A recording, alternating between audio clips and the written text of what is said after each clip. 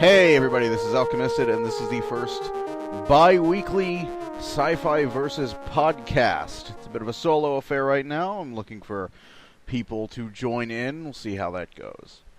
This is like I said, this is going to be something that is being done bi-weekly. I am breaking up the updates so that I have time to do them. I'm looking for quality over quantity now. Now that I'm back. And one of the things that I'm going to be doing is I'm going to be breaking up the playthrough updates to every other week, and every week between playthrough updates will be some content from any of the numerous side segments that I have started that have fallen into disuse over the years.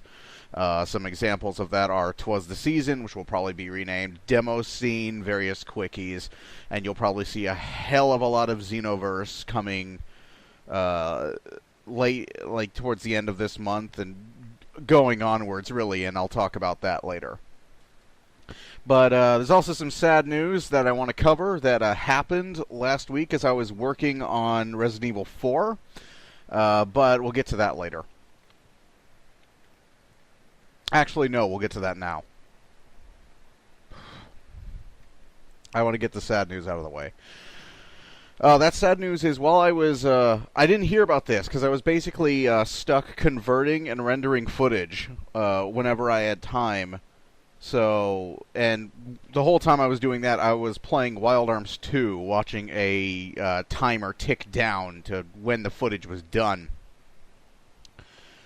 But while I was working on that, Monty Oum passed away. Those of you who don't know who Monty Oum was, he is the creator of Haloid, as well as Dead Fantasy, very well-known modeler and animator, who, I believe it was Season 9 of Red vs. Blue, for Season 9 of Red vs. Blue, a Halo machinima. He signed on as their new 3D animator, and they introduced him with a hell of a scene of a warthog basically busting through a Halo multiplayer map, and it was kind of their way of telling the audience that yes, Monty Oum is on staff, and yes, badassery will ensue going forward. And he didn't disappoint. He was his work is seen throughout Red vs. Blue. I believe in Seasons 10, 11, 12, you would frequently see his work in flashbacks to the Freelancer program covered by the show. Sort of a weird sort of military conspiracy to make the ultimate soldier sort of deal. And their past would be fully 3D animated by Monty Oum, with lots of over-the-top action sequences, and then it would switch back to the normal machinima format for the Blood Gulch crew, set in the present. He was also the creator of Ruby, which is possibly one of my favorite web series right now. Really, Ruby is basically everything he is best known for distilled into a very anime-esque CG cartoon. But, like I said, one of my favorite shows right now. I actually gave up watching TV quite a while ago. I've got stuff like Fallout Nuka Break and Mortal Kombat Legacy and Ruby, and that's not even including all the various other content like Spoonie Experiment, Top the Fourth Wall, SF Debris, etc. that I watch. I really have no need for TV, especially with content of the quality of Ruby being produced on the internet and with new media. And it was real depressing. it was incredibly sad to hear that Monty Oum had passed away. I wanted to talk about this. Like I said, this happened while I was working. Like, the news of this spread while I was working on Resident Evil 4, and so I was basically locked out of the loop while converting, editing, and rendering RE4. And I just want to talk a little bit about the stuff that he did and how awesome it was, and the future of Ruby, which the moment I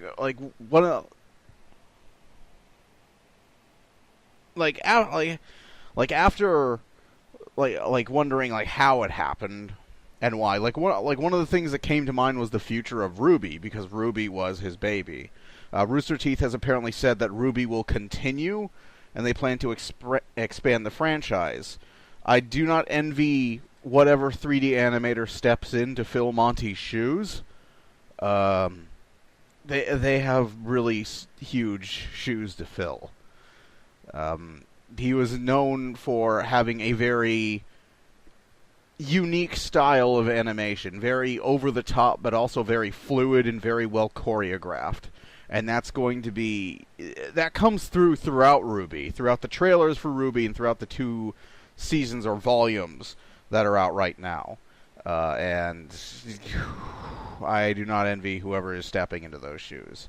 I do imagine they'll probably hire more than one person, though, as Monty Oum was also known as quite a workaholic. In fact, I believe there's a visual joke in Ruby where one of the characters, which is somewhat based on Monty Oum, from what I've heard, basically physically collapses.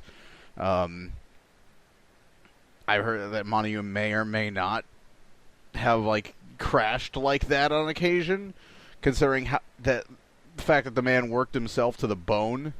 From what I've heard, he was also a hell of a nice person, and it's really sad when somebody that loved, who works as hard as he did and was such a nice person, goes.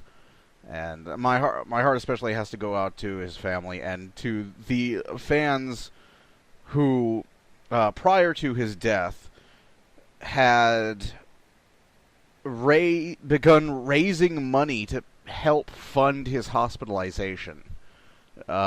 Especially the people who organized that. The news of his death had to have hit really, really super hard. And, yeah. So that's the sad news I want to get out of the way. I just want to talk a little bit about Monty Oum and the awesome work that he did, and the fact that he's going to be missed, and you should check out his stuff if you haven't.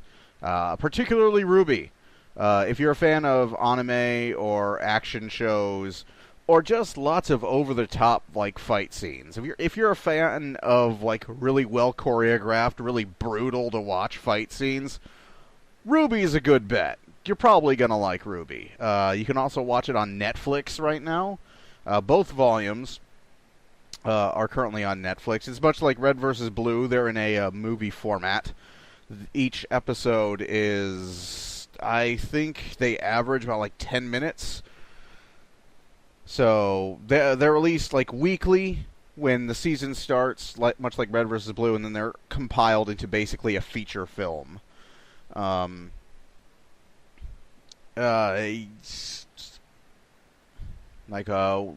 can watch them both on Netflix, and I recommend you do. You can also watch them on Rooster Teeth's YouTube channel. Just look up Ruby on YouTube, and trust me, if you like action shows or just great music, because another awesome thing about Ruby is the soundtrack. Go ahead, check it out, and if you want to support Rooster Teeth, and by buying the DVD, which is honestly in this day and age a rarity that I would recommend specifically that you buy a DVD. But having seen the show, these would be well worth it. So yeah. All right. Okay, so that's it for the sad news. We're going to go to a little housekeeping before moving on to much more cheerful stuff. So the build plans to upgrade the PC have been put on hold. This reason is because the Cooler Master I have gotten for this tower, the tower case itself is about an inch too narrow. So what I'm going to have to do is buy a new case. They cost about like $30+, and I'm looking like 9 or 10 inches minimum. Just like I could probably make do with just one more inch. It's 7.25 is the one I've got right now. 7.25 inches wide. I could probably make do with 8, maybe 8.5, but I'd like to give that Cooler Master a little bit of clearance. Like just a little bit more clearance. I don't want to risk it like grazing the outer case. So 9 or 10 inches is what I'm looking for. That should be more than enough. Decent cases, you can get a decent case for like $30. And I don't care about like power supply or anything like that. I already got a power supply. I got a Corsair sitting there. So, yeah. I still have to obtain the an ADATA SSD and the Arctic Ice, but 'tis tax season as well as license renewal season, so that's going to take it. That's a secondary priority, but it will get done. As I was saying before, playthrough updates are going to be bi-weekly from now on. I'm going for quality over quantity.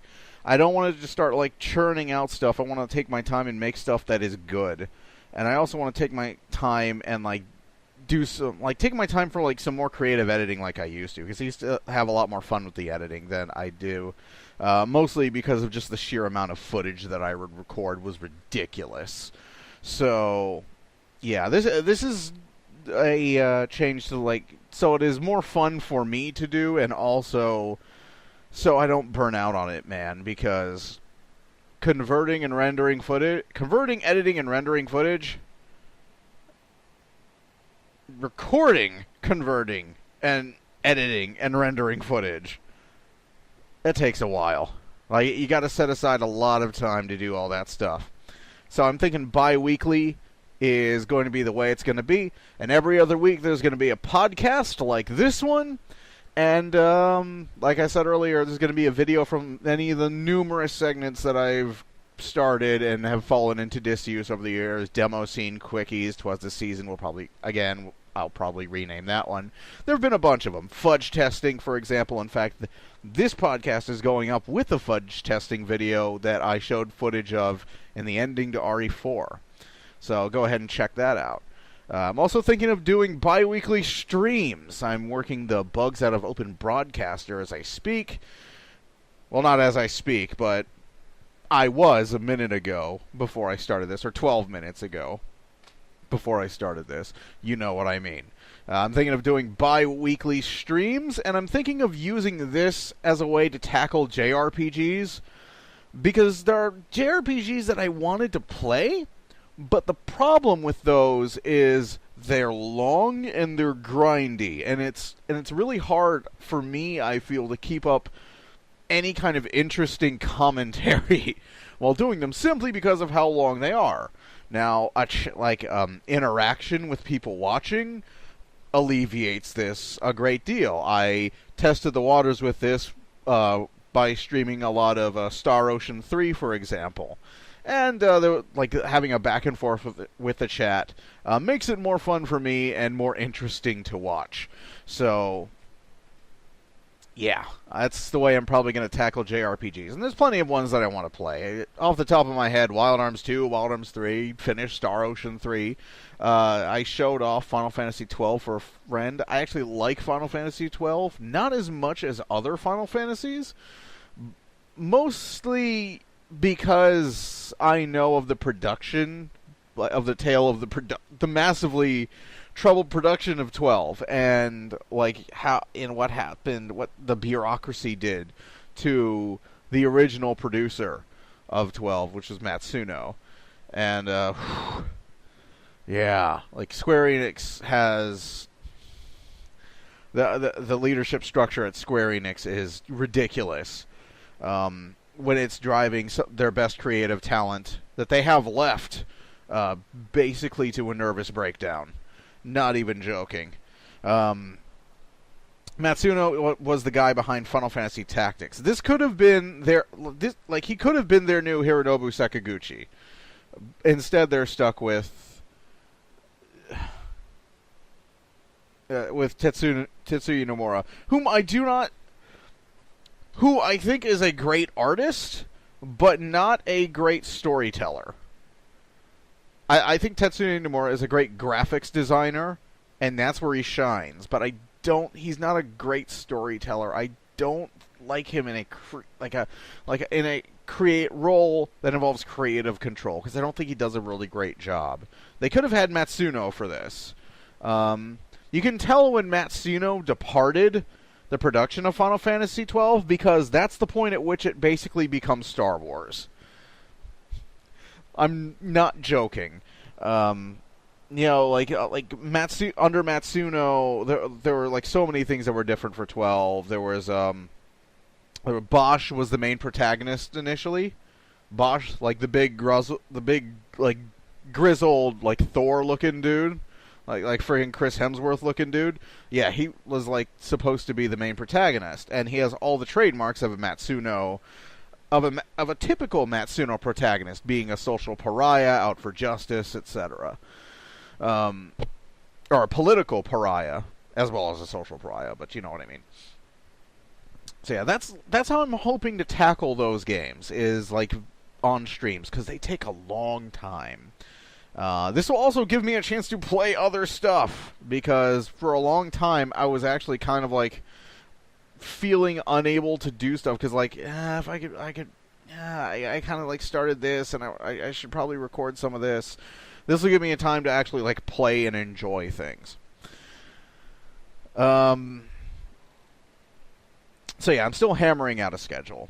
Something else I'm planning to do is starting a Patreon, because again, the ADATA SSD, the Arctic Ice, and the tower, in addition to the CPU cooling fan, APU rather, and the Corsair that I already have to replace the stuff in here. So this is going to cost upgrades cost. I'm planning to get a new website, and that's going to cost to pay for that yearly. So something I am planning on doing is starting a Patreon, and I'm still deciding what the funding goals are going to be. They will either be games or challenges. This does not mean the video game Torture Vault is now open before you get any ideas. But there are games that people have been asking me to do that I may set as funding goals, and we'll see what happens. So, if you have any suggestions for funding goals, if you have any suggestions regarding the Patreon, please leave them in the comments below. I'd love to hear them. Okay, let's move on to some good stuff. Let's move on to the juicy stuff. Shadowrun Hong Kong. If you don't know what Shadowrun is a dystopian cyberpunk future setting where magic has reawakened. So you have this coexistence of high technology and cybernetics and fantasy and magic. So imagine, think Midgar from Final Fantasy VII, basically. That's kind of what Shadowrun is, and that's a pretty good description of Shadowrun. Dystopian shit, dystopian shitty world where you're playing mercenaries, being hired by or against huge nigh omnipotent corporations that basically run the place. And actually, Midgar is a really good description of Seattle and Shadowrun. Or it's probably a better description of Hong Kong in Shadowrun. Think Dresden Files meets Blade Runner, and you're probably not far off. It's one of my favorite settings. I love the tabletop game. I love the games. I think I'm more a fan of the setting, because the setting is so cool. Shadowrun Hong Kong is a game by that is being kickstarted by Harebrained Schemes. They who made the original Shadowrun Returns and Shadowrun Dragonfall Director's Cut to turn-based strategy-esque. And I say esque because there's plenty of like open world moving about. Well, not quite open world, but there's plenty of moving about. Dragonfall's kind of an open world, but not really. It's not really sandboxy at all. But the combat mechanics are based upon turn-based mechanics. And if you played the XCOM revival, you'll probably be right at home in Shadowrun. Shadowrun Returns and its sequels. Hong Kong is a sequel to Returns, again, being developed by Harebrained Schemes. Returns was kickstarted. They have returned to Kickstarter for Hong Kong. And within the first day of the Kickstarter, nearly half of the stretch goals had been blasted through. The game was not only funded, but half of the long list of stretch goals were blasted through. They had raised over $400,000, I think. And we are nearing the end of this Kickstarter. There are 4 days left. And about halfway to just past halfway through this Kickstarter, they blazed through all of the stretch goals. So they had to add yet another. The fans blazed through it, the backers. So Harebrained Schemes added yet another at the $1 million mark of an additional campaign set after the main campaign. And essentially a new game plus of sorts. Called Shadows of Hong Kong. So we're into the final days of its Kickstarter. There's only 4 days left. And looking at it right now, let's see, let me refresh the page just to be sure. Just to be sure I have the proper amount. It is currently at 926,540 of that $1 million final stretch goal. This is actually pretty nerve-wracking for me, because again, I love myself some Shadowrun, and I've been watching this Kickstarter with bated breath. I've been watching this almost biting my nails, wondering if they're going to make it to that $1 million mark, because I would so love to see that campaign, and I am so getting this game. This game would be a day one purchase if I wasn't backing it. So yeah. 4 days left. If you like yourself some Cyberpunk, if you like yourself excellently written RPGs, which is the one thing that Shadowrun, the Shadowrun games by Harebrained Schemes have been just knocking out of the park from day one. Go ahead and look up the press around Dragonfall Director's Cut. Near universal acclaim for how well written and rich that story is. How well written and richly told. So, if you love great RPG games with great strategic mechanics and fantastic storytelling, you cannot go wrong with Shadowrun Dragonfall. Just go, trust me, it's going to be okay. Go pick it up on Steam or Good Old Games. You're going to love it. Trust me on this. If you liked XCOM, you're going to love Shadowrun Dragonfall Director's Cut. If you liked Fire Emblem, you're going to love Shadowrun Dragonfall Director's Cut. If you like Final Fantasy Tactics, if you like turn-based RPGs in general, if you like deep character customization, if you like deep character-based storytelling, if you just love a great RPG that lets you play a character and changes situations based on how you play your character, trust me on this. You cannot go wrong with Shadowrun Dragonfall. This is literally one of those situations where I talk to people who ostensibly like RPGs, and they tell me that they've never played Shadowrun Dragonfall despite having heard of it, and it's one of those situations where mentally I'm like, dude, why the fuck not? Why haven't you? Why have you not played this? You know, it's kind of the same deal as with RE4 back in the day, where somebody would go, I don't know, I like shooters, but I've never played RE4. Or, I like shooters, but I've never played Half-Life. Why the hell not? So, just pick it up. Trust me, It's going to be okay. You're going to love it. Harebrained Schemes also wants to do a BattleTech game. And this piqued my interest immediately because another tabletop setting I love is the BattleTech universe. Although I've played more games than actual tabletop, as opposed to Shadowrun, where I used to play really badly GM'd games. But some of the Harebrained Scheme staff worked on BattleTech games such as Mech Commander, which is by far my favorite BattleTech game ever made. So I may have gotten the vapors a little bit when I heard that. Yes, please. Yes, please. Yes, please. Shut up and take my money if that's going to come to pass. Because I would love to see a game by Harebrained Schemes, especially if it was based off Mech Commander's mechanics. A BattleTech RPG based off of Mech Commander? Are you shitting me? Of course I will buy it. Of course I will play it. Shut up and take my money. No word yet on that, whether or not that's fully going to come to pass, however. Mostly it seems the problem is licensing. I don't think Microsoft owns the license to Mech Commander. I think the last people I heard had it were Smith and Tinker, and I'm unsure exactly what the... Like it passed from FASA to Microsoft and then to Smith and Tinker, I believe, so I'm not sure who has it now. I do know that MechWarrior 4, a game set in the BattleTech universe, is available for free, so if you'd like to take a look at that universe, you can download MechWarrior 4, jump right in.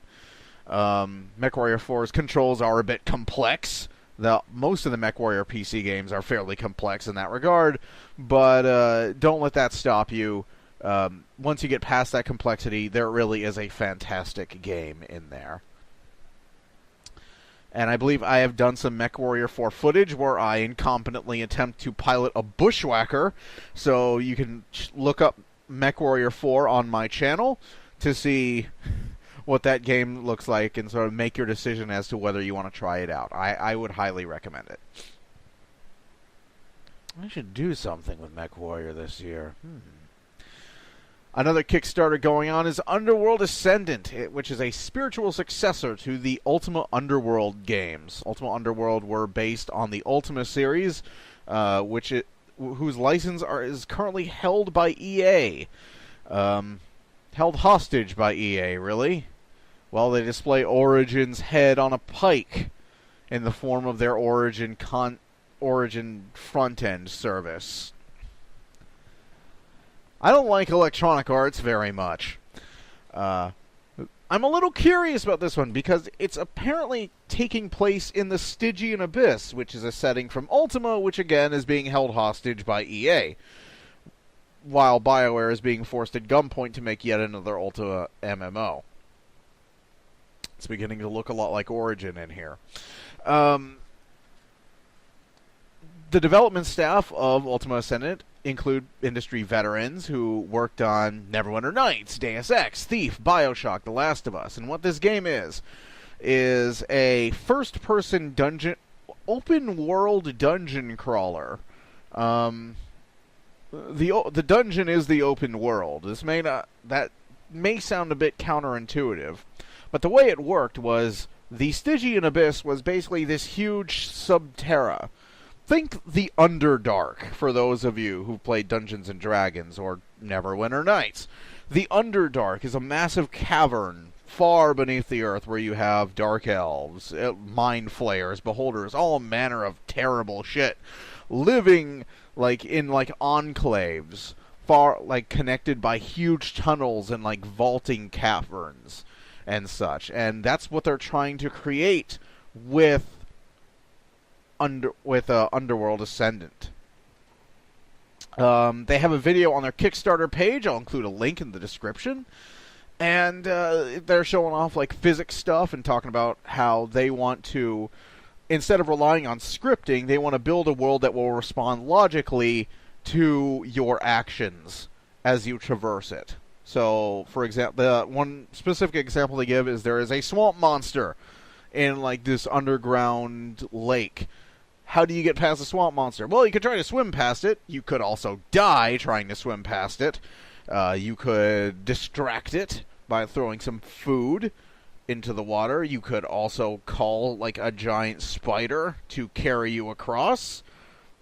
My solution would probably involve killing it with fire, considering you can apparently throw fireballs strong enough to blow up bridges, which is something else they demonstrate. So that would, like, the Kamehameha would probably be my solution of choice. Can you tell I'm really waiting for Xenoverse yet? Yeah. So this game looks cool. This game looks to be this game might be a breath of fresh air to those who have played Skyrim for the millionth time, and I know at least one person who has. Ambaculus. So, hey, Ambaculus, how you doing? Looking forward to Bethesda Bethesda press conference. Talk about that in a little bit.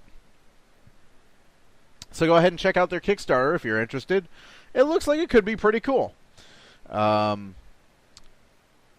the time I had looked, there were 24 days to go. This was earlier in the week, mind you, so they probably made some progress. They had 373,594 pledged of 600,000. So they were about halfway there, last I checked. Feel free to check them out and see how they're doing, and check out their videos and see if it's something you want to back or something you want to buy. And finally, on Kickstarter, Massively Overpowered has been funded. In a very bizarre, strange turn of events, Joystick was forced to close its doors by AOL, despite what they say in Massively's farewell blog, in their last article, was an annual 40% profitability. 40%. That is tremendous. The amount of, that is a tremendously successful website. Why you would suddenly close it when you're making money hand over fist off of it doesn't really make much sense, although we are talking about AOL, and AOL has a history of mistakes and poor decisions and being an inferior product. It is a history of being a coaster. Of being my coaster. In fact, I have quite a few AOL coasters that they would frequently send me. Thanks for that. I'm using one right now. Nice coasters. So, really weird decision. And even in their farewell article, the editor would talk about how he would like to say that, that this was totally equitable, that they understood this, that they understood the reasons why, but they don't. It's not. Nobody knows. Nobody understands why they suddenly decided to cut off funding. In fact, he describes how AOL basically shortchanged them on funding. And at the moment they did that, they knew that the fat lady was about to sing. So yeah. But former Massively staff have banded together to kickstart a new MMO community and news site called Massively Overpowered. And this has already been funded. I just felt like talking about this because I think it's a very interesting story. And it's always nice to see a new perspective, a new start, I should say. I followed the genesis of Giant Bomb after Jeff Gerstmann was unceremoniously booted out of GameSpot. I almost said GameStop. And Ryan Davis, the late Ryan Davis, followed suit, as well as eventually Brad Shoemaker and Vinny Caravella. I'm one of those people who followed the genesis of that site fairly devoutly. I would check into their blog pretty much every other day of the week, because they usually had some interesting stuff up there. And getting to watch them build that site and and like the creative energy as they basically would throw things at the wall until it stuck, as far as like video features and segments, and just like watching them probably for the first time in a long time just do what they wanted to do with this new site that they had built was an incredibly fascinating thing to see. And I'm excited to see how massively overpowered I'm excited to see how it starts and how it grows, and how the former Massively staff, what they do with this new independent site, this new independent network they're creating with this site, with their community, and how that is going to, how and if that flourishes, and how long, like, the growing pains of that site. It's going to be a very interesting thing, I think, to see. And that's something I want to talk about. Something to keep your eye out for. So, massively overpowered. Keep your eye on that, because it might be really fun, or at least really fun to talk about, depending on how it goes. Okay, so let's go to some technical difficulties. Some people were already talking about Star Trek Online, about when is Rise of the Red Shirt returning. Andrew, for certain, has been talking to me on Skype going, we got to get you back into like Star Trek Online. And the reason for that, the reason Andrew's so focused on this, and the reason Rise of the Red Shirt hasn't happened, is because I'm having serious problems with Star Trek Online. Serious problems playing Star Trek Online. And those problems take the form of unplayable rubber banding. I am serious.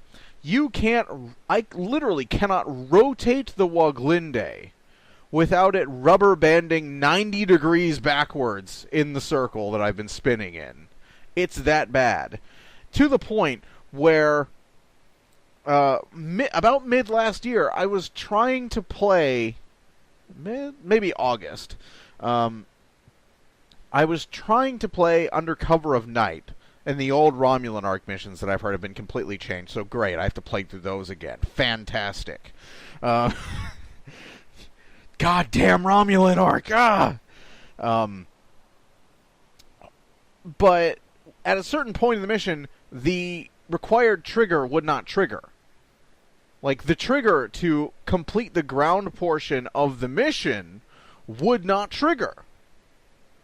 So the game is unplayable because the triggers are broken with the amount of problems I'm having with the Star Trek Online server. And I have changed my PC. I have tried out multiple wireless network adapters. I have changed the wireless router. I have changed the Cat6 cable from the router to the broadband modem. I've changed the broadband modem. I've changed the RG6 cable from the broadband modem to the wall. I've checked with the ISP to see if we're getting the proper signal, to see if there's maintenance, if there's like requests for maintenance in the area around me. There is something going on between my access point, and by access point I mean my broadband modem and my ISP, down the tubes between me and Cryptic, there is a massive problem going on. And I think it could be Cogent, because they seem to have a reputation, but I'm not sure. From where I am, my gateway to Cogent may be fudged, and if it is, there's really nothing I can do about it. So we're still looking into it. There are a couple things that I'm going to try out. I need to... And again, this is other stuff that the Patreon will be used for, aside from living, because living is good. You kind of need to breathe and live to do the stuff for people to like donate to you for the Patreon. is stuff like this. Stuff like buying 25 more feet of Cat6 cable to move that wireless router closer to see if that's going to give me a better signal. And I doubt it, because I've changed everything out, and I have played Armored Core Verdict Day with Mveculus while chatting with him on Skype. I played Verdict Day online with him while on Skype with him. We played in a bunch of matches and a bunch of co-op missions, and there was no problems. So the only one time the connections fudged on us wasn't us. It was the guy we were with who started spazzing out like in the ground. His mech spazzed out into the ground, and he started twitching like his AC was having a seizure, and then we lost the connection to him. But we were still on the same team, so we didn't lose a connection to each other. Just that guy lost his connection to the game we were in. So it's Star Trek Online. It's a problem somewhere between here and there with Star Trek Online, and I'm not sure how to go about fixing that. ISP says our connection is 5x5, so who knows? That sucks to say. I was looking forward at some point, at some point last year to, one, not sounding like I'm dying anymore, which was great. That happened, and it was fantastic. I don't sound like I sounded really sad over Skype. I could not. It got to the point where we just stopped talking over the microphones because I sounded so sad. I couldn't speak anymore. I couldn't speak. I was coughing constantly. It was sad. So it's I'm depressing them. I'm making my friends sad. I don't want to make people sad. So he's looking forward to getting rid of that and to starting Star Trek Online again when this crap started. I was great. Now that I actually want to play this game, I can't. Fantastic.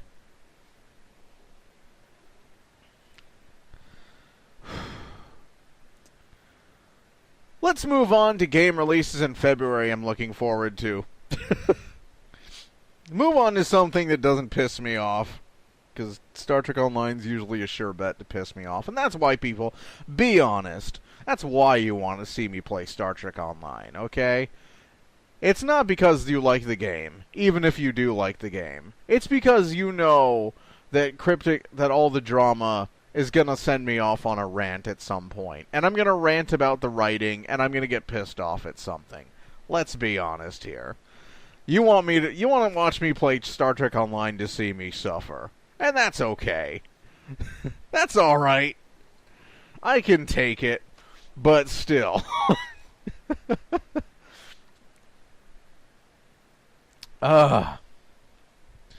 Sadists. I'm kidding. Alright. So let's talk about something that I am excited for, that I will actually be able to play, such as Resident Evil Revelations 2. You're going to hear me talk a lot about how much I love Revelations 1, because I do. In fact, I probably ruined a few cutscenes in the footage that I recorded of Revelations 1, geeking out over how much I love this fucking game and how absolutely off its meds crazy it is and how much I love it. I love this game for being as crazy as it is. I love that it is. I love. There is some serious old school Ace Combat insanity going on. Ace Combat, Final Fantasy style insanity going on in Resident Evil Revelations 1, and it is glorious. I love this game. So I recently purchased the complete season for Resident Evil Revelations 2. I have a lot of confidence in this development team, as it's the same development team behind Revelations 1, and they seem to have been given a fair amount of latitude in how they develop the game.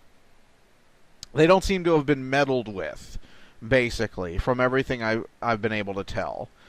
nearly to the extent that the RE6 team, which was 300 people, was meddled with. That's another reason why I have a lot of confidence in this team. This team is not 300 people. Far fewer, I believe, in fact. And having that smaller development team with a longer development time allows a tighter focus on making the game play well, on like refining the mechanics of the game instead of trying to throw everything in the kitchen sink into the game. And a great comparison is Deus Ex Human Revolution. Compare Deus Ex Human Revolution, which had an 80-plus person dev team and a longer development period with a reasonable budget, to Resident Evil 6, which had a 300-man development team, a shorter development period, and a ridiculously overblown budget. Another great comparison is the original Dark Souls, which was developed by a smaller team, I think much smaller than even the team that developed Deus Ex Human Revolution, developed over a long period as a spiritual successor to Demon's Souls, developed with a specific audience in mind and marketed to that audience with a budget that was sane. It sold millions of copies and was considered a runaway success. Resident Evil 6 sold millions of copies and was considered a colossal failure. That's the big difference here between this team and the main Resident Evil team and the main people involved in making the decisions at the top level for the Resident Evil franchise, responsible for the utter train wreck that Resident Evil 6 was. This team is smaller, it has more latitude in how they do this, and they're developing it, like with the original Revelations, for a specific audience. They're developing it for people who already want to play Resident Evil, rather than developing it for everybody but those who want to play Resident Evil. And they're targeting it at specifically the people who play Resident Evil and want to play survival horror games. So that's why I have a lot of faith in the staff creating Resident Evil Revelations 2, enough to buy a complete season, which I never pre-purchase. That's kind of one of my rules. I kind of broke it in this instance because of how much faith I have in this team. Please be good. You look like you're going to be good, Revelations 2. Please be good. Be good. Don't hurt me. Don't hurt me again. Mass Effect already hurt me. Mass Effect hurt me in a bad place. I needed an adult. Please don't be bad. Please. Also, from comments made by the Resident Evil Revelations 2 development staff, it seems Resident Evil 7 is likely already under production, and I'm less hopeful for that one. In all honesty, Resident Evil Revelations games have kind of become Resident Evil for me, and a lot of people, I would imagine, who go back to the PlayStation and when Resident Evil was about, insane storylines that make no damn sense, and camp and tongues firmly in cheek, and actually scaring the crap out of you, which Resident Evil 6 utterly failed to do at all times. I know because I played it. I'm not talking about games that I haven't played. I played through pretty much all of Resident Evil 6 with Mveculus as my wingman. Leon, Chris, and Sherry's campaign. And it is Sherry's campaign for me, because I don't give half a shit about Jake. You did not exist. You make no sense. It makes no sense that you should have Wesker's superhuman abilities, because when the hell were you born? Is the big question here. You were not born after Wesker became Superman, or else you would be younger than Sherry. Okay? Actually, you are younger than Sherry, but not young enough. You'd be like fucking 12 years younger than she is. Okay? So you weren't born after Wesker became Superman. So why the fuck are you Superman? Is what I'm asking. Why the fuck do you punch as hard as fucking Thor? Makes no damn sense. Why do you have an antibody to a virus that Wesker was not exposed to yet? Like, why do you have any antibodies to any virus in you? You were born when Wesker porked some random chick in, like, some, like, fucking Eastern European country. You're a dude. A normal dude. Why you has cure? Sense it does not make. Where the fuck is Jill? Where the fuck is Sheva? Where the fuck is Claire? Who the fuck are these people? Who the fuck is Piers? I don't have much confidence in Resident Evil 7. I have a lot of confidence in Resident Evil Revelations 2. Let's leave it at that. Okay. Dragon Ball Xenoverse. You may have noticed I'm somewhat excited for. Dragon Ball Xenoverse is a game set, I think, 100 or so years? The general setting is 100 or so years after, or at least the framing of it is set 100 or so years after GT, I believe, where you are playing as a created character.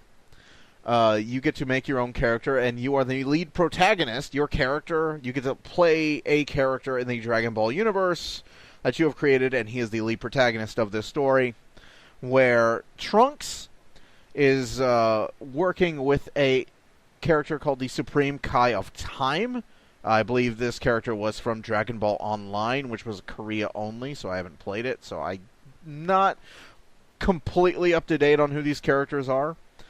But they have basically like summoned the dragon to call somebody to show up and fix a bunch of shit that has gone wrong throughout history, because somebody is jacking up history for unknown ends, and they've wished for a fighter to be brought to them capable of fighting this off, and so your character comes in.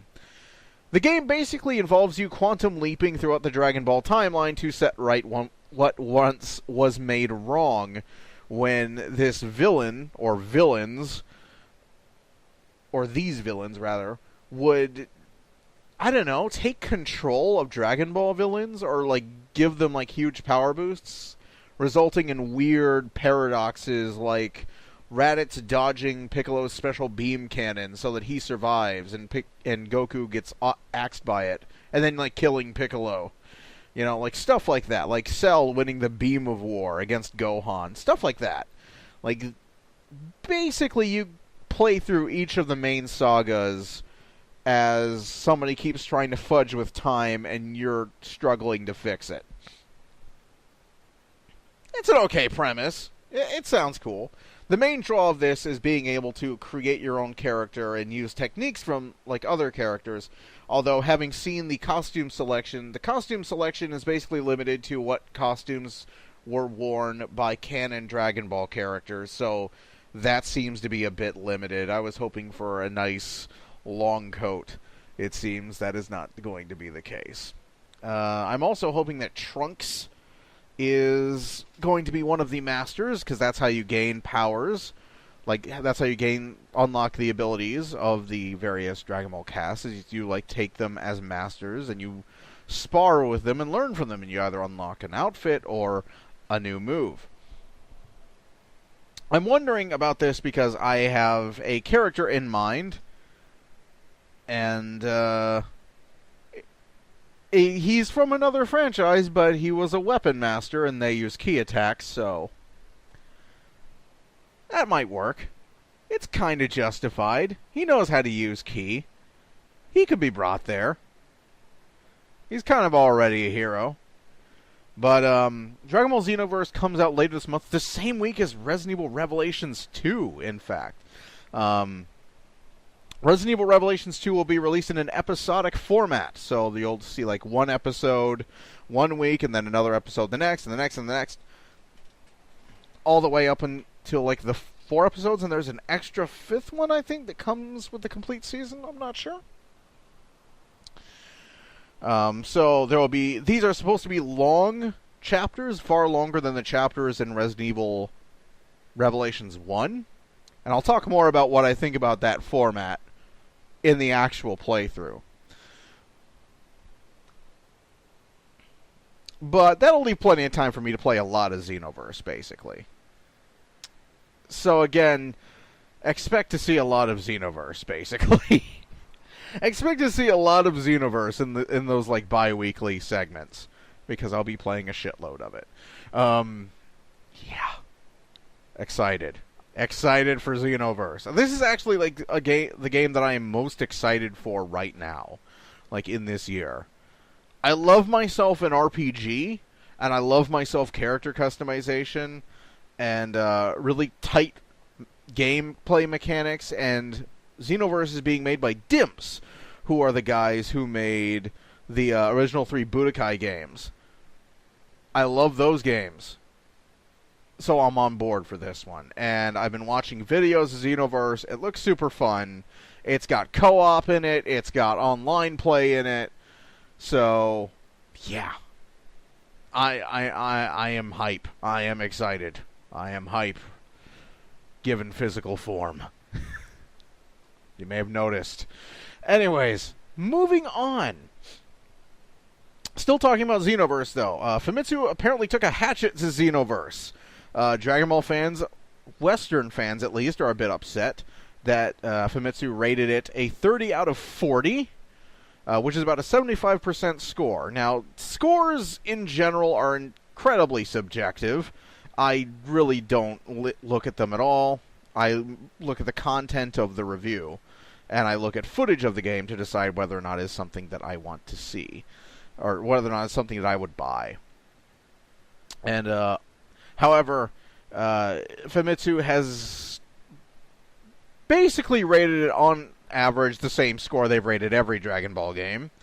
So, at least that's consistent. I think the worst one is Dragon Ball Mystery of King Piccolo or something like that, which got a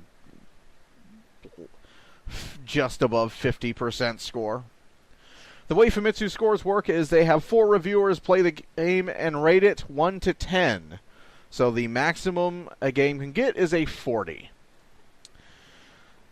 Though, here is a massive grain of salt to take that with, though, because they rated Final Fantasy XIII the same as Final Fantasy X, which were higher than almost every Final Fantasy game ever in the series, except for 12, which received a perfect score. So, by Famitsu's reckoning, Final Fantasy XIII and Final Fantasy X are better than 6, which immediately, for many people, would be cause for concern. 7, which for more people is cause for concern. 8, some people would say they should have rated it lower. I'm not one of those people. I actually like Final Fantasy VIII. And 9, which is atrocious. Final Fantasy XIII is not better than Final Fantasy IX. You are shrooming if you think it is, or you've never played 9. I'd say the latter is more likely. So, massive grain of salt. Famitsu scores not only incredibly subjective, but I wouldn't exactly use them as a gauge for a game's quality, because saying Final Fantasy XIII is better than 6, 7, 8, or 9? Yeah. No. No. Saying Final Fantasy XII is better than Final Fantasy VI? No. Saying Final Fantasy X is better than Final Fantasy VII? No. Sorry. You lose. Good day, sir. You get nothing.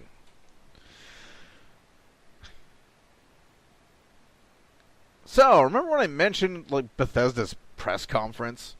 Well, that's because Bethesda's announced its first ever E3 press conference. It's going to hold it this year.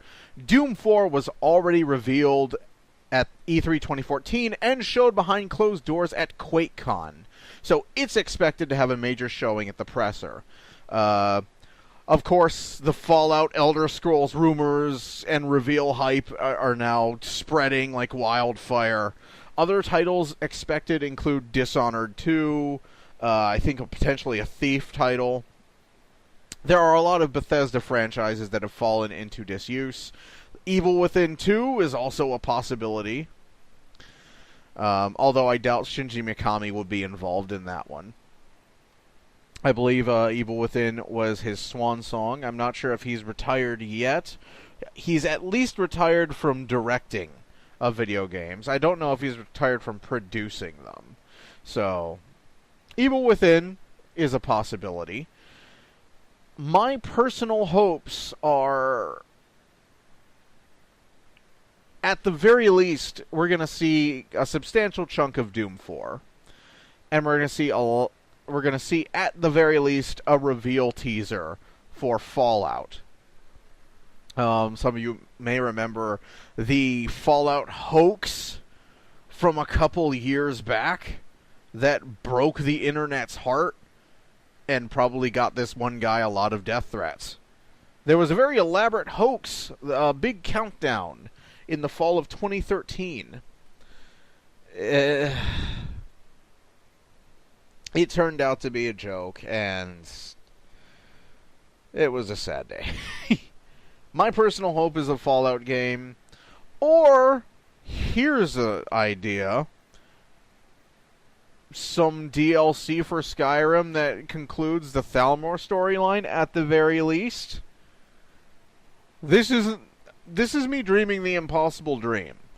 I understand this. Like some Thalmor-based DLC so that we can kick the Thalmor's ass and basically finish off that storyline. Because the Civil War storyline in Skyrim ends on a colossal cliffhanger that is never resolved. That's all I'm asking for, is a little closure, man. Come on. I doubt there's going to be any Elder Scrolls at the press conference, considering the pattern. Elder Scrolls Skyrim came out forever and a day ago. I think this is going to be Fallout. I think this is, if there is likely to be a Fallout or between a Fallout and Elder Scrolls announcement at this press conference, I think Fallout is the more likely. And a Fallout game running on the Creation Engine, or an improved Creation Engine, yes, please. Creation Engine, if you play Skyrim, is a phenomenal game engine for modding. There's so many mods for Skyrim, it's ridiculous. I would love to see a Fallout game running on that engine. Love it. Love it. Love it.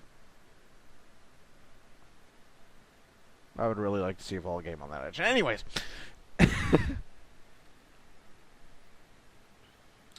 Last but not least. Oh, this story. Okay. This got added, I think this got added like yesterday. Oh. Oh, why? CSI Cyber is to premiere in March. You can't see it, but my face is in my hands.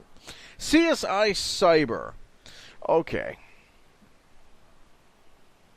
We've already established at this point that CSI and NCIS is the show where they get hacked and they have, and like one character asks another to help them out, so they both start typing on the same keyboard at once, because that's how keyboards work, and then another character thwarts the hack by unplugging the monitor.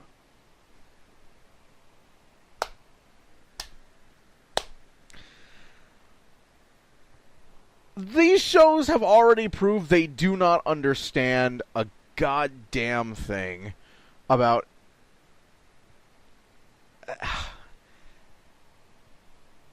like these police procedurals, like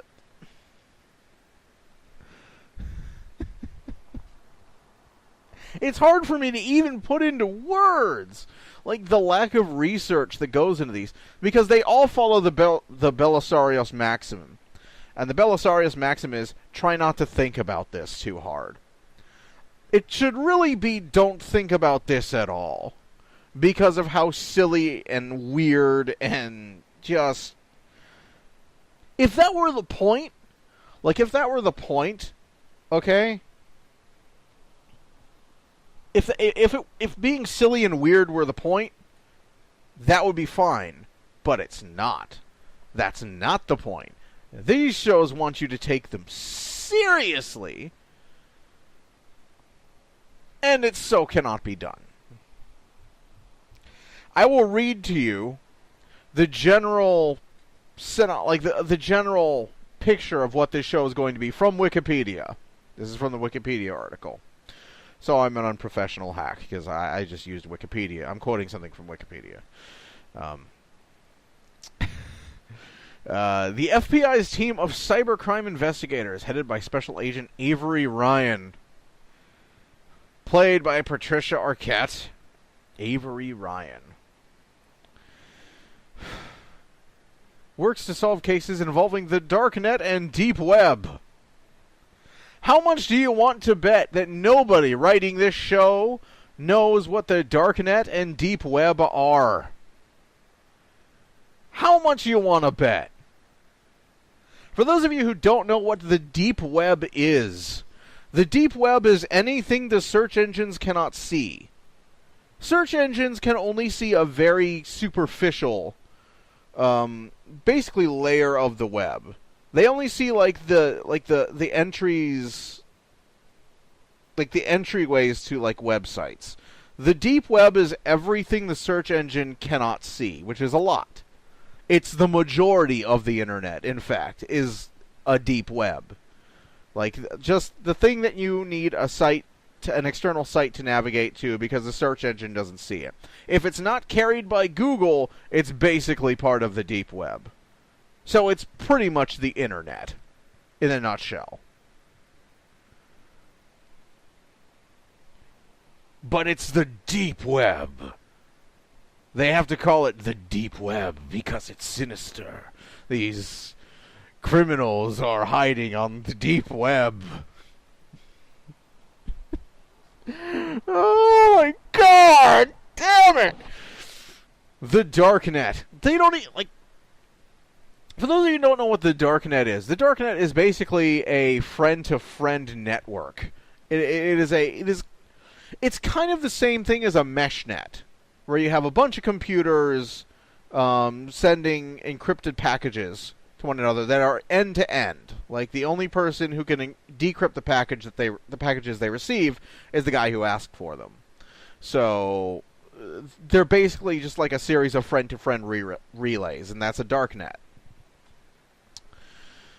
You know, like only trusted nodes are allowed to connect, basically.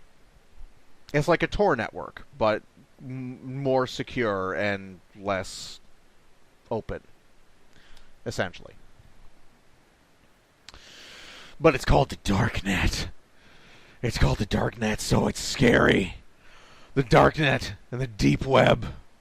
Fear the deep web. That sounds like something from fucking Shadowrun, by the way. The deep web. Like the deep resonance is there, and it's a life form inhabiting the deep web, and it's going to send out, like, hacker otakus after people. Like, watch. This show will involve something akin to the Renreiku shutdown. I will be disappointed if that does not happen in this show. I want to see some System Shock 2 shit. I want to see some System Shock shit on this show. Okay?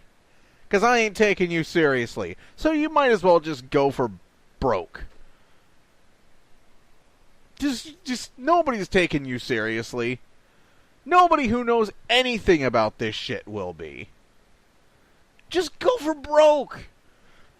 Like, I want to see, like, some, like, insane AI master criminal.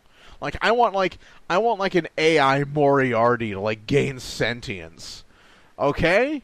Just go nuts. Just go crazy. Remember what happened to television? What happened to television that was not a police procedural? This is why I don't watch television anymore. I don't give a shit about this show, but this is why.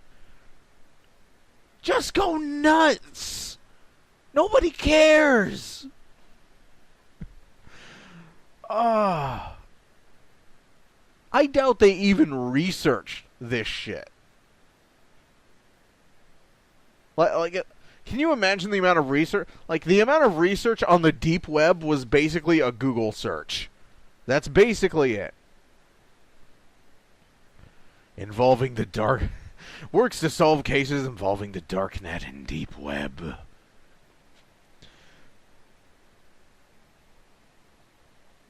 Okay, if you're making a show about, like, somebody, like, fighting, like... First of all, cybercrime. Let's start with that. I hate cyber. Okay? It's not fucking cyber. There's nothing cyber about it. Every time some politician says cybercrime, okay, I have like a Pavlovian twitch. Okay? Because it's not cyber. That's not what the word means. Like, that's not what the word means. At all. You're talking about online crime? Call it that. You're talking about internet crime? Call it that. Don't call it cyber. Cyber is a stupid thing to call it. Cyber is a stupid thing to call it. It's a stupid buzzword that got attached to everything because somebody read too much William Gibson. That's literally it. Okay? Somebody stealing someone's identity online does not involve a cyber crime. Okay? Somebody stealing someone's identity online and then using the information to find them and kill them with buzzsaw hands, that would be a cyber crime. Somebody like you finding someone's like fucking like someone finding somebody's like location in the world and like going over them and like shooting them with a hand that like blows up into like a machine gun, like Ghost in the Shell, that's a cyber crime. In fact, Ghost in the Shell is what this show should be. Honestly. Just make this show about Section 9. Just make it about public security Section 9. Just do that.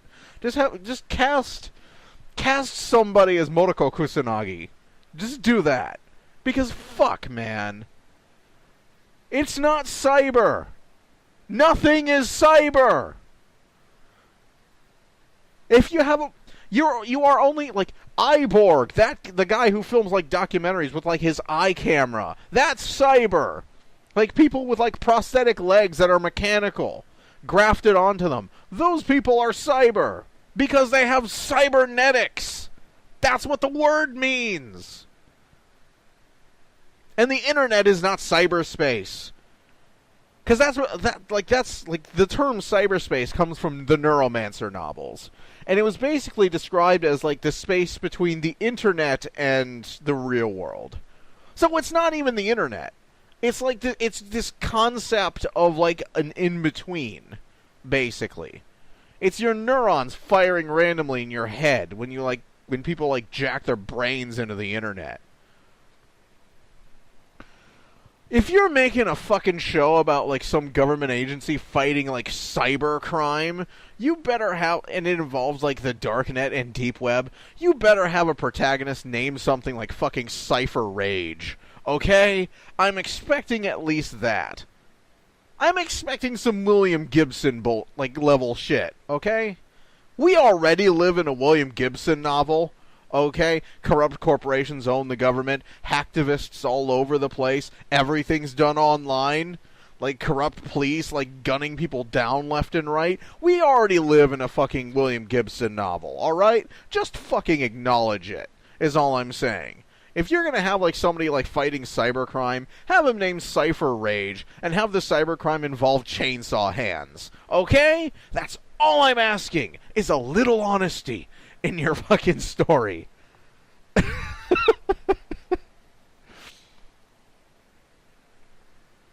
Cybercrime. Cybercrime, my cyber fucking ass. Where's my goddamn Ares dermal sheathing yet?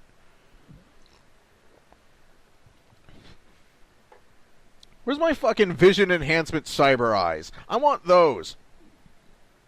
I want dermal sheathing, I want a data jack, I want the cyber eyes. Where is it? I don't have it yet. It's not cyber. It's not cyber crime. That's a stupid term. We're not done yet. I will continue. The FBI's team of cybercrime investigators, headed by Special Agent Avery Ryan, which is an incredibly innocuous name. That name does not strike fear into my heart at all, nor should it strike fear into anyone's heart. That sounds like a supermarket. That sounds more like a checkout lady than like your head protagonist. Although, if you know what Drapes' real name is from Rise of the Red Shirt, I'm not one to talk there. Works to solve cases involving the darknet and deep web. Cypher Rage. Avery, an esteemed PhD. You're not ready for this. Cyber psychologist.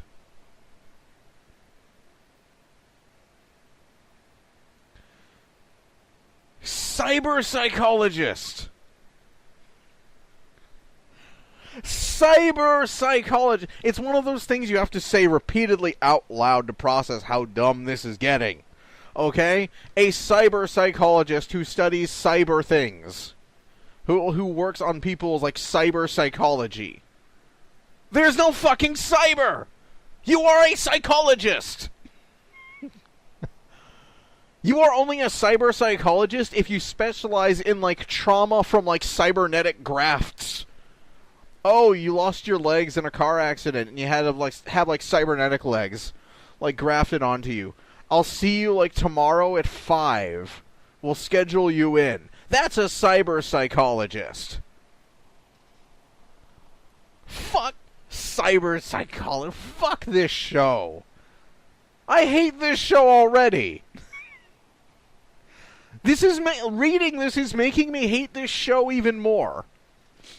And I'm not even done reading one fucking paragraph of the pitch for the show. She's in charge of the cybercrime division at Quantico, Virginia. The team she leads, which also includes Senior Special Agent Elijah Mundo.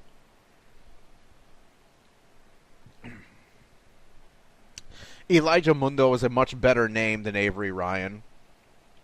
Okay? I'm just saying.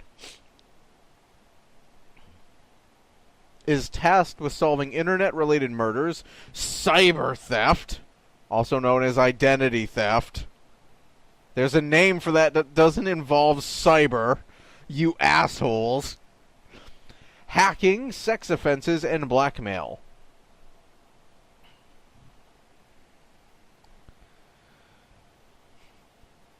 And the best part of this is that the title theme is The Who's I Can See for Miles. Go ahead, right now, pause the video, and look up on Google the lyrics for I Can See for Miles.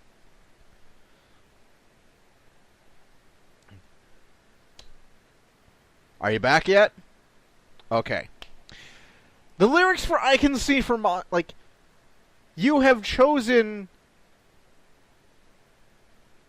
as if we weren't in the middle, still, of a massive controversy and scandal revolving around illegal, unconstitutional, dragnet surveillance, with multiple countries helping multiple other countries violate privacy protections put in place not only by their own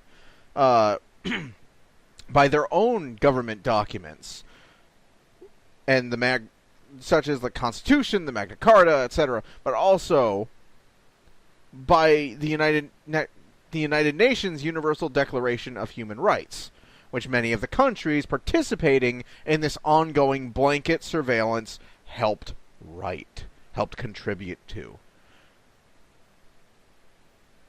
No! Title theme, I can see for miles. I can see what all of you are doing at all times, and I'm collecting everything on you forever. How tone deaf do you have to be?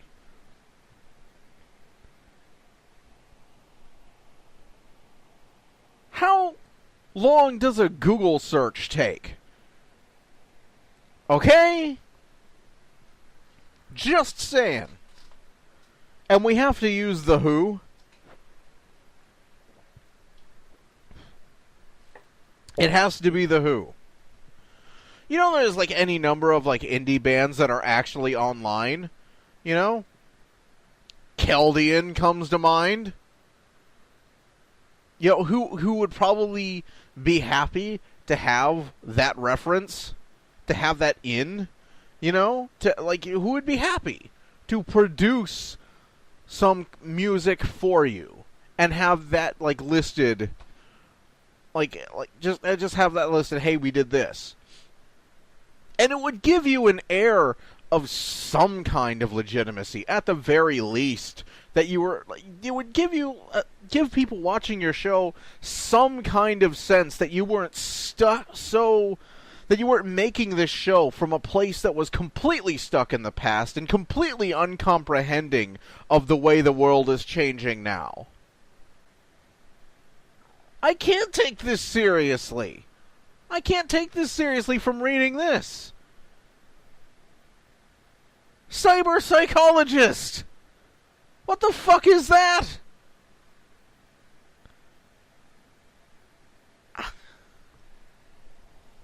You are a psychologist! You are a psychologist! You are not a cyber psychologist! If you, had an arm cut off and, replaced with an arm that had, a buzzsaw embedded in, the wrist and, a Zadornov lighter in, the thumb or something, your thumb flips open and it's like a built-in Zippo, and you can just, light a cigar. Now you're a cyber psychologist! You're a fucking cyborg!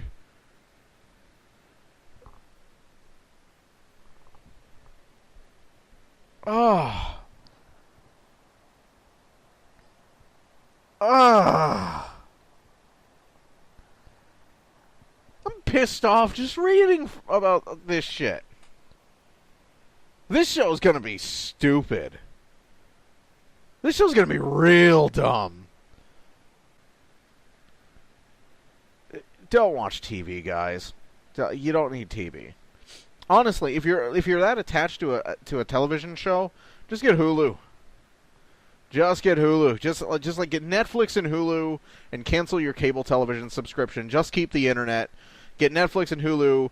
Get a $30 to $40 Netflix box off of Amazon, and there you go. There you go. You forget about paying network charges ever again, basically. Forget about that. Just get yourself a decent broadband connection, Netflix and Hulu, and buy your own receiver box that's Netflix capable. You can get them for $30-$40 off of Amazon. I found one that was 30 something. That's it. That's all you need to do. Just screw cable. And if you're that desperate for cable news station content, first, why? You can find their stuff on YouTube. They have YouTube channels. They have live streams from their own websites. They have archives on their websites. You don't need cable. Cable sucks. There's nothing on cable. 500 channels. There's nothing on. But you can browse YouTube. And you can find something pretty quick. You can look through Netflix and just tell it, I want to watch Agents of S.H.I.E.L.D. today. And Agents of S.H.I.E.L.D. will play all fucking day. Literally, because the whole first season. Or Ruby. I want to watch Ruby. I'm just going to sit down and do my taxes with Ruby playing in the background. Which I actually did.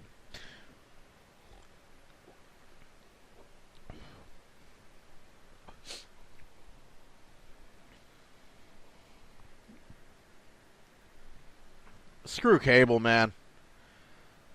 It's just There's so much. There's so much better stuff. I don't miss it at all. Okay. And on that note, it's been like an hour and a half, this podcast. It's been an hour and a half of you listening to me rant and just like talk about like random shit. So I think now is a good time to leave off. So again, these podcasts will be bi-weekly, which means the next podcast will probably be the 27th. At which point both Resident Evil Revelations 2 and Xenoverse should be out. So, assuming I already have a Steam code coming for when Revelations 2 is released. I have yet to purchase Xenoverse. So, by the time the next podcast is up, I might have some hands-on time with both of those games, so I'll be sure to talk about them. And yeah, that'll be fun. That'll be fun.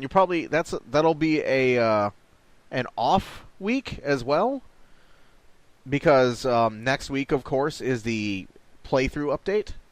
So that's going to be another segment week as well. So I might have some Xenoverse footage. I'll probably try and record the character creation at the very least. So we'll see how that goes. And, yeah. I think that's going to do it for this podcast. Send in your questions, please, for the next podcast. I'd like to have a question and answer at the end of each one, if I can. And until then, I will see you guys later.